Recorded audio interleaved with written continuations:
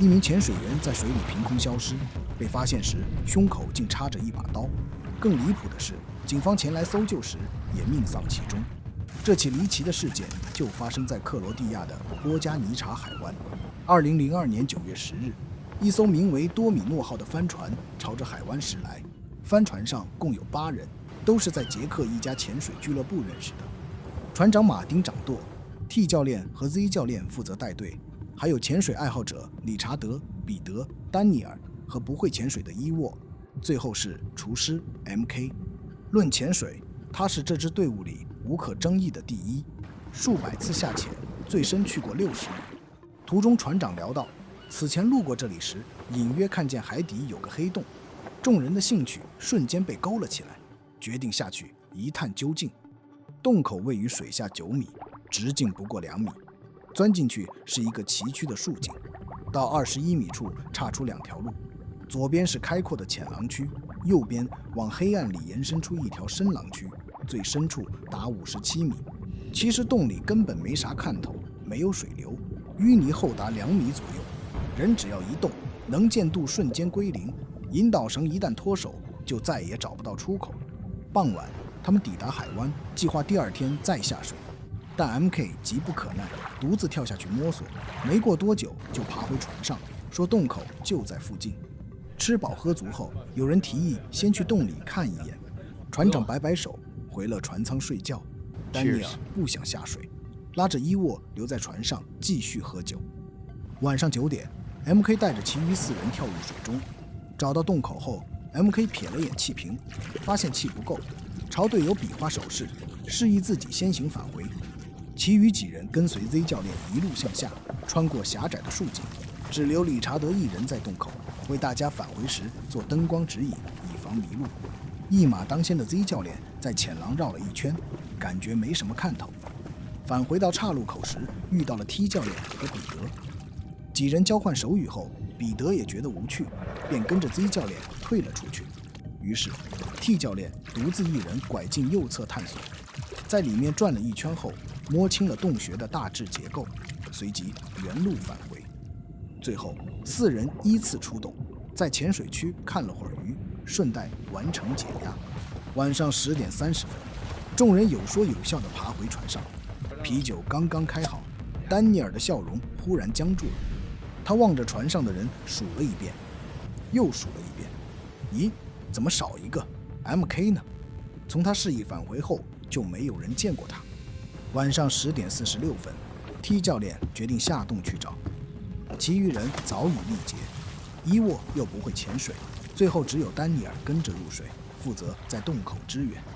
T 教练将30米的细绳固定在洞口，作为引导绳，独自钻了进去。他先在浅廊区扫了一圈，空空如也，随后转入深廊区，沉到水下40米处的极限。灯光朝深处打去，黑暗吞噬掉一切。停留片刻后，气瓶撑不住了，只能和丹尼尔返回岸上。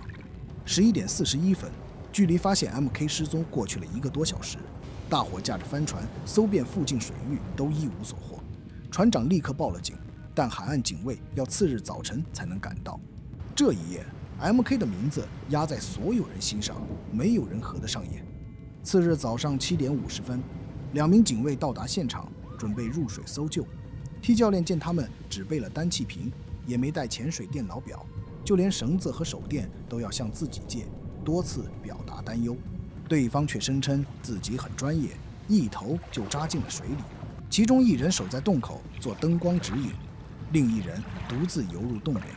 不知不觉中，1个小时过去了，洞口却没有任何动静。守在洞口的警卫等得越来越慌，气体即将耗尽时，他被迫浮出水面，向船上的教练求救。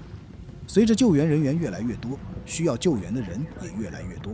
T 教练和丹尼尔二话不说，重新穿上装备跳入水中，但由于能见度太差，没多久就浮了出来。2个多小时后，警方赶到，他们并没有下水搜救，而是直接上了帆船。经过仔细的搜查，在甲板上发现了一处疑似血迹，随即把7人带回警局，逐一进行审讯。次日，专业救援队入水搜寻，首先在深度24米的浅廊区发现了那名警卫。他在洞内脱离引导绳后迷失了方向，最终因气体耗尽而溺亡。很快，救援队又在深廊区底部54.1米处找到了 MK。他仰卧在淤泥上，呼吸器脱离口腔，所有装备功能正常，唯独气瓶是空的。令所有人倒吸一口凉气的是，他左胸插着一把刀。尸检报告显示 ，MK 左胸的刀伤深达11厘米，被刺后仅存活了约2分钟，潜水前处于轻微醉酒状态。报告的结论是暴力死亡。加上在船上发现的疑似血迹，警方怀疑船上的前友谋杀了 MK， 随即用测谎仪对几人进行严格测试，结果只有丹尼尔和伊沃对刀和血有明显反应。消息一出，案件的走向彻底变了，媒体闻风而动，声称3人之间存在商业纠纷，甚至扯到了三角恋，故事写得绘声绘色。2人的大名连同谋杀的罪名赫然印在头版上。5周后，警方根据 MK 的潜水电脑表数据，给出来一个听起来不太合理，但还算合理的真相。MK 当晚比发手势说先行返回后，并没有留在船上，他回船换了气瓶，带上手电和潜水电脑表，又独自跳回水中，一路摸进深廊区底部。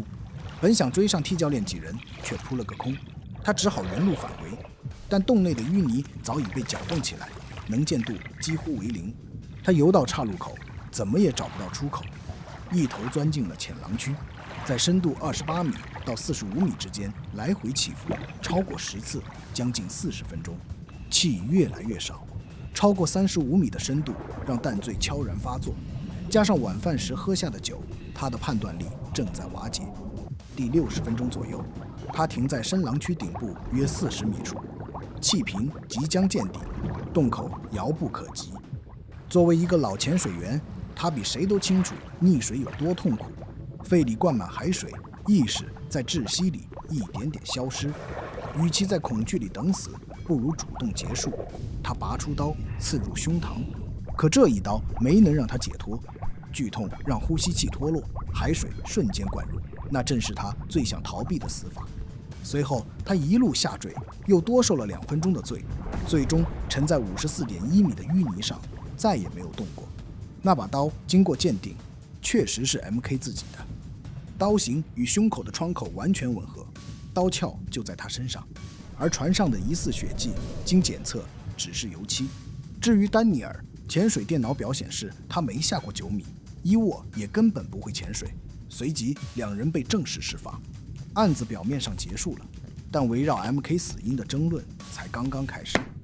全世界每天都有成千上万名水肺潜水员下水，但水下自杀的案例极为罕见。一名历经生死的军方潜水员认为，出于本能，人在最后一刻都会拼命求生，自杀的概率极低。如果不是自杀，那把刀又是怎么出现在他胸口上的？有人猜 MK 是在船上就被人捅了一刀，再被拖下水伪造潜水轨迹。可这个说法漏洞太多。首先，凶手要做的事多到离谱，拖到50米深，假装他自己上升，在浅廊迷路，再拖回深廊，最后从一个非常精准的位置把他丢下去，让他正好沉到54米的洞底。上浮时还要面临90分钟的逐步减压，这一套下来没3个小时绝对下不来。要是凶手真干了这件事，根本不可能在10点30分返回船上。再说 MK 的身体，人下潜时水压会越来越大，就像坐飞机耳朵会发胀，得主动做动作缓解，否则耳膜会被压迫。如果 MK 是被刺死之后才被丢进深水，他根本没法配合，耳膜必然破裂。可尸检结果显示，他的耳膜完好无损。